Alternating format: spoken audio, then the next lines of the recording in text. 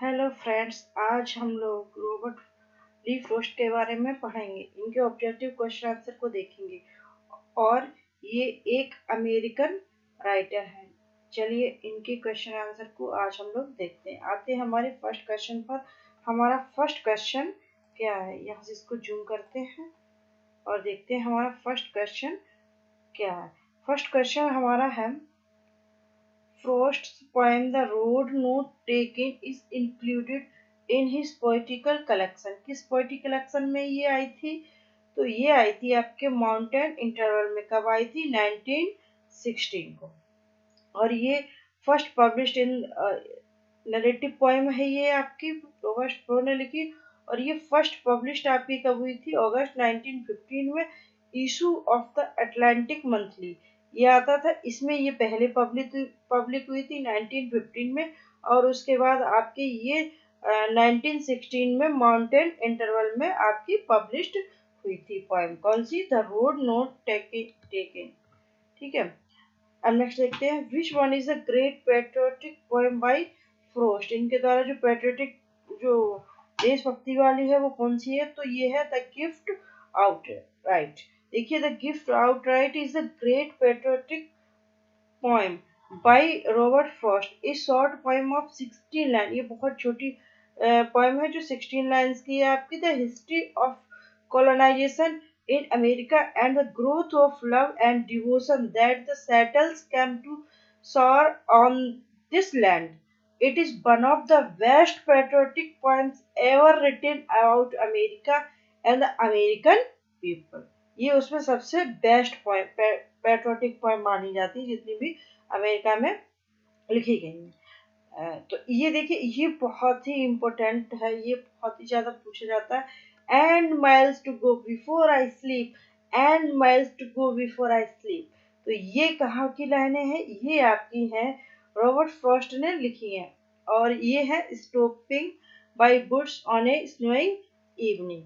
ये वहां से ये लाइनें ली गई हैं। और ये जो आपकी पोएम है, ये रॉबर्ट फ्रॉस्ट ने लिखी है 1922 में, और पब्लिश्ड हुई थी 1923 में न्यू हेमिस्फीयर वॉल्यूम में। और इसमें इसे ये लाइन ली गई। ये हमारे जो प्रधानमंत्री पंडित जवाहरलाल नेहरू थे, इनको ये लाइन्स बहुत ही पसंद थी। जब उनकी डेथ हुई थी, उसके बाद उनकी टेबल पर ये वाली लाइनें लिखी हुई मिली हुई थी। चलिए नेक्स्ट क्वेश्चन देखते हैं। Which of the following statements is not correct about the poetry Robert Frost? इसमें से ये स्टेटमेंट है, इसमें कौन सा रॉबर्ट फ्रॉस्ट के बारे में, पोएम के बारे में, पोएट्री के बारे में सही नहीं है? Following his stay in England between 1912 and 1915, Frost's poetry acquired influences of British Georgian School of Poetry। ये तो सही है। Frost poetry has often been described as an intersection of self and place। ये भी correct है। Across the river and into the trees offer a true representation of Frost as an immersion poet। ये आपका false है, ये आपका गलत है। Frost relationship with nature is characterized of the notion of emblemism। देखिए, ये आपका यूपीटीजीटी 2021 में आया था। In the given statement of Robert Frost only option C सही है, sorry not correct. Across the river and into the tree 1950 is a story of professional army officer who dies while on leave in Venice। Next देखते हैं क्या है। Two road diverged in a wood and I took the one less travelled by and that has made all the difference. Who wrote these lines? तो ये आपकी किसकी है? ये रॉबर्ट फ्रॉस्ट की है, रोड नॉट टेकन की है ये। चलिए नेक्स्ट देखते हैं, यहाँ से इसको जूम आउट करते हैं।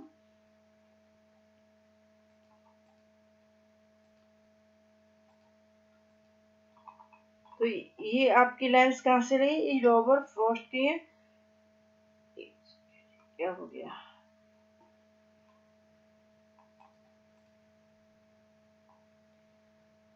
ओके, चलिए।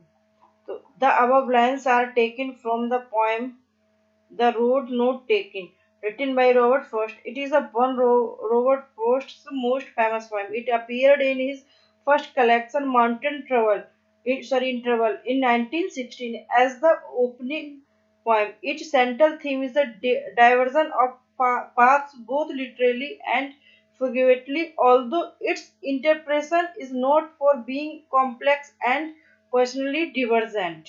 ठीक है, इस अगर ज्यादा डिटेल बताएंगे तो फिर बहुत टाइम हो जाएगा, तो चलिए इतना, इसमें सिर्फ हम क्वेश्चन आंसर को ही देखते हैं. What was the title of the first poem that Robert Frost published professionally?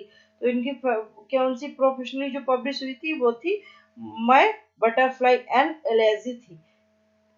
My Butterfly and Lazy was the title of the first poem the Robert Frost published professionally. It gave him the courage to ask Eleanor to marry him, but she has turned him down, and her priority was to finish her education first. Later, they got married and started their family. चलिए next देखते हैं question. चलिए अब इसकी detail जिसमें जरूरी होगी उसमें ही पढ़ेंगे, सब में नहीं पढ़ेंगे, नहीं तो बहुत टाइम हो जाएगा. Who among the following was nominated for the Nobel Prize in Literature 31 times and named poet laureate of Vermont in 1916? तो ये आपके रॉबर्ट फ्रॉस्ट है. Robert Frost was nominated for the Nobel Prize in Literature 31 times and named poet laureate of Vermont in 1960. The Robert पर full नाम इनका है Robert Lee Frost और इनका जन्म 26 मार्च 1874 में सैन फ्रांसिस्को कैलिफोर्निया यूएसए में हुआ और इनकी मृत्यु 29 जनवरी 1963 में बोस्टन मैसेचुसेट्स में हुई थी. कहाँ? और ये एक अमेरिकन पोइट हैं और admired for his depiction of rural life of New England, his command of American colloquial speech, and his realistic verse portraying ordinary people in everyday situations. In which collection of Robert Frost Burgess was published? इनकी किस उसमें बर्चिस publish हुई थी? बर्चिस भी इनकी एक poem है. तो देखते हैं बर्चिस किसमें. आपकी बर्चिस हुई थी माउंटेन ट्रेवल में, जिसमें आपकी रोड टेकन वाली हुई थी, उसी में ही ये वाली भी हुई थी. कब? 1916 में. चलिए नेक्स्ट क्वेश्चन पर आते हैं. What about design of darkness of Apple if design govern in things so small? In which poem do these lines occur? ये लाइंस जो है वो किस इनकी पोएम से ली गई हैं? तो ये लाइन आपकी ली गई है डिजाइन, इनकी एक पोएम है डिजाइन, उससे ये ली गई है. These lines what were design of darkness of Apple so small occurs in poem designed by Robert Lee Frost. It is a 14 line sonnet that is separated into the stanza. Frost published the definitive version of design in 1936 in a fourth range में. ये आपके 1936 में published हुई थी. The gift outright is a poem by, तो ये आपके किसके द्वारा है? ये रॉबर्ट फ्रॉस्ट के द्वारा है. ये पैट्रियोटिक पोएम है. Which American पोइटिस won the Pulitzer Prize for Poetry 4 times in his life? तो ये आपके रॉबर्ट फ्रॉस्ट हैं जिनको पुलित्जर प्राइज 4 टाइम मिला था. तो इनका ये डिटेल है. रॉबर्ट ली फ्रॉस्ट 18 ये इसमें इनका जन्म हुआ था, इनमें इनकी मृत्यु हुई थी. was an American poet. His work was initially published in England before it was published in America. देखिए अमेरिका में पहले इनका जो वर्क था पब्लिश होने से पहले इनका इंग्लैंड में पब्लिश हुआ था. ठीक है, तो यहाँ से एक पॉइंट आपको ये भी मिलता है. Frost was honored frequently during the lifetime, receiving 4 Pulitzer Prizes for poetry. He was awarded the Congressional Gold Medal in 1960 for his poetic works. On July 22nd, 1961, Frost was named Poet Laureate of Vermont. Next देखिए question. The following lines occur in which of the poem mentioned below? ये वाली लाइनें कहाँ है? To evil no important thing won more than in life and had never vegan, तो ये आपकी है ऑन सेट में, ठीक है, ये ऑन सेट में। ए boys bill is written by, तो ये किसके द्वारा लिखी गई है? ये रॉबर्ट फ्रॉस्ट के द्वारा लिखी गई है।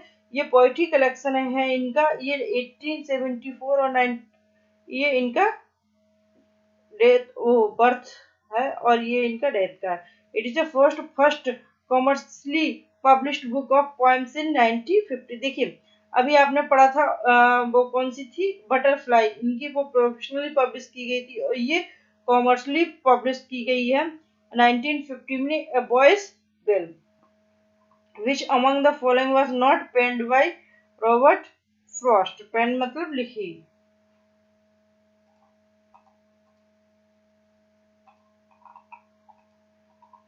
देखते हैं। अब वॉइस बिल इन्होंने लिखी है, अभी हम लोगों ने पढ़ी थी, ठीक है, ये तो नहीं हो सकती। और द डेथ ऑफ फायर, तो इसमें कौन सा था? Raven. The Raven is not पेन्ड by Robert Lee Frost. The Raven narrative poem by the American right Edgar Allan ने लिखी है। This poem first published in जनवरी 1845 में हुई थी। एंड वो the morning equally, what is the rhyme scheme of the road not taken, तो इसकी rhyming scheme क्या है? ये आपकी आयम्बिक टेट्रामीटर में है। ये वाली जो पोएम है वो आपकी आयम्बिक टेट्रामीटर में है। The just a minute. In which poetry collection did Frost publish the poem after apple picking in the year 1915? तो ये आपका है नॉर्थ ऑफ बोस्टन में। After Apple picking was published in Frost's second collection, ये second collection था north of Boston 1915 में। His first poetry collection was titled A boys bill, इनका first A boys bill था, सेकेंड था आपका ये after ये वाला बॉयज बिल वाला। And it content many short lyric poems about the nature and country life north of Boston. On the other hand, contains several longer poems, and Frost also begin to explore human dreams and conflicts. The poem describe a pastoral scenes of New England life in autumn. And from home burial by Robert Frost is a, ये आपका dramatic lyric है। Home burial, home burial poem by American author Robert Frost published in 1940 in the form of dramatic lyrical lyric. Who among the following is called a new England poet, तो ये आपके कौन है? Robert Lee Frost ही है। चलिए देखते हैं, तो इसका आंसर आपका क्या होगा? Robert Lee Frost. And miles to go before I sleep is line from a poem, तो ये स्टॉपिंग, ये कौन सा है? ये आपके रॉबर्ट फ्रॉस्ट है।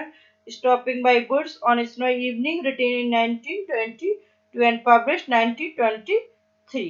To roads diverged in a wood and I took the one less, ये भी आपकी रॉबर्ट फ्रॉस्ट ने लिखी है। ये द रोड नॉट टेकन में है, ये 1920 में। ये who wrote the following well-known lines? The woods are lovely, dark and deep, and I have promised to keep. ये भी आपका उसका है स्नोइंग वाला, stop by woods on a snowing evening का ही है। ये फ्रॉस्ट ने लिखी है। ये किसका है? Stopping in woods on snowing evening. ये बहुत छोटी पोएम है, इसको आपको हर लाइन बहुत इंपॉर्टेंट है, इसकी हर लाइन आपको आनी चाहिए, ठीक है। इसमें कुछ और डिटेल देखते हैं। By Robert Frost in 1922, it is written एम्बिक tetrameter में है। ये भी पूछा जा सकता है। In the रूबियत stanza, the rhyme scheme of रूबियत stanza is a A B A. It is also called the Omar stanza. poem describe the thoughts of lone rider pausing at night in his travel to watch snow falling in the woods. It ends with him reminding himself that despite the loveliness of the views he had promised to keep and miles to go before I sleep. देखिए यहाँ पर woods है, would means लकड़ी होता है, और would में अगर इसका प्लूरल बना दिया तो इसका लकड़ियां नहीं होता है, इसका मीन्स जंगल हो जाता है। जैसे गुड आपका एडजेक्टिव होता है, मीन्स अच्छा होता है। अगर गुड को हम गुड में एस लगा देंगे तो ज्यादा गुड्स, गुड्स मीन्स होता है चीजें, वस्तु है, तो उसी तरह ये होता है। यहाँ पर कुछ एग्जाम पॉइंट है, चलिए देखते हैं हम इनको। चलिए बाद में देखेंगे एग्जाम पॉइंट, पहले हम अपने क्वेश्चन आंसर को देखते हैं। एग्जाम पॉइंट बाद में देखेंगे, पहले जो क्वेश्चन आंसर है उनको देखेंगे। यहाँ पर Roberts favourite figure of speech कौन सा था? रॉबर्ट इनका जो फेवरेट था वो था सेनोडकी। Robert Frost favourite figure of speech was Senodaki, which have loved figure of speech in which is a part stood for the whole, or the whole suggest a specific part. ठीक है। It's when I am weary of consideration, I had like to get away from earth a while and then come back to it. Begin over these lines। तो ये आपकी बर्चिस की है, ये lines आपकी बर्चिस की हैं। ये पोएम भी बहुत इंपॉर्टेंट है, बर्चिस।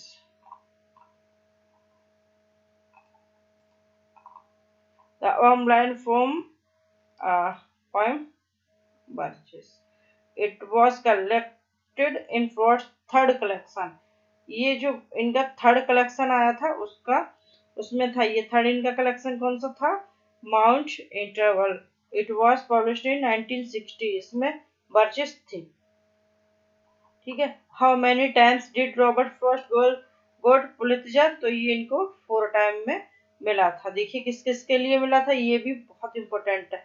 1924 में इनको मिला था न्यू हेम्स्फीयर के लिए, 1931 में मिला था इनको कलेक्टेड पोएम्स के लिए, और 1937 में इनको मिला था ए फर्दर रेंस के लिए, और 1943 में मिला था ए विटनेस ट्री के लिए। Who is author of mask of mercy? तो इसमें भी आपके रॉबर्ट फ्रॉस्ट है। ये मास्क ऑफ मर्सी 1947 में आई थी, ये रॉबर्ट ने लिखी थी। ये बिब्लिकल स्टोरी है जिसमें जॉन एंड प्रॉफ्ट है। It is a drama and the setting is a small book store in New York. Who uttered these words? I guess I am not a nature poet. I have written only 2 poems without a human being in them. तो ये भी आपके Frost है। चलिए देखते हैं next point.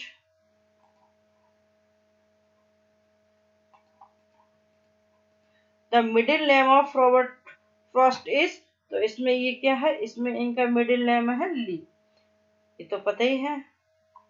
तो क्या है? Robert Lee Frost was an American author whose middle name is Lee. His father wanted to name his son after General Lee. Which American president invited Robert Frost to recite, means होता बोलने के लिए, इन aggression ceremony? तो इसमें इन्होंने बुलाया था candy. ठीक है।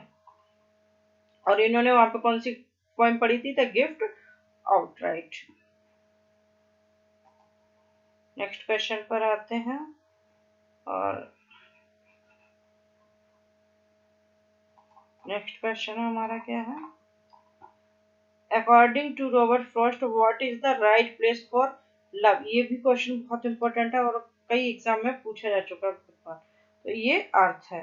According to Robert Frost earth is the right place for love.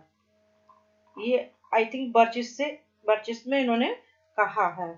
When was Robert Frost born? तो ये है 1874 में। From which poem of Robert Frost are the following lines taken? The click upon themselves as the breeze rises and turn many colored। तो ये आपका किसमें से है? एक सेकेंड, ये लाइन्स आपकी हैं बर्चेस से। ठीक है। ये आपकी लाइनें कहाँ से ली गई हैं? ये वाली लाइनें ली गई हैं बर्चेस से। It was collected in first third collection of mountain interval published in 1916, और इसमें 59 लाइन्स हैं। This poem was inspired Lucy लेरकॉम्स poem swimming on birch tree. अब देखिए the woods are lovely dark and deep. ये आपकी लाइनें कहाँ से ली गई हैं? ये लाइनें आप, एक मिनट, क्या है क्वेश्चन देखते हैं। Who among the Indian politician was inspired by the following lines? तो इसमें आपके Pandit Jawaharlal Nehru, the Wood's are lovely dark and deep but I have promise to keep. ठीक है, ये इनको ही पसंद थी। 1940 first world war begins and Robert Frost published his work which one it is। तो ये कौन सा था? Northern of Boston. Northern of Boston in 1914 poetry collection where most of the poems resemble short dramas or dialogues। It is a book of people। चलिए देखते हैं next question हमारा क्या है।